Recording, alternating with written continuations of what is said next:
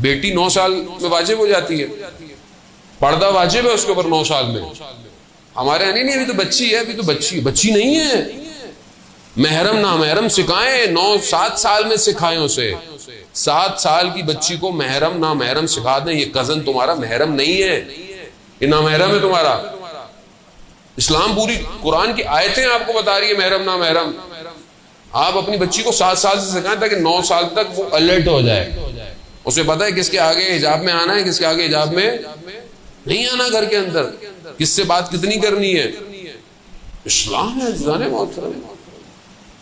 خدا جانتا ہے کہ اس ہیرے کو کیسے چھپا کے رکھنا ہے، خدا بہتر جانتا ہے. رجب علی خیاط جو بہت بڑے عارف تھے، سڑک پہ جا رہے تھے اپنے بیٹے کے ساتھ، تو ایک خاتون جو بے حجاب تھی، بال اس کے کھلے ہوئے تھے، تو یہ اس کو دیکھ رہے تھے. تو کہا بابا آپ ہمیں منع کرتے نا محرم کو نہیں دیکھے، آپ اس کو دیکھ رہے.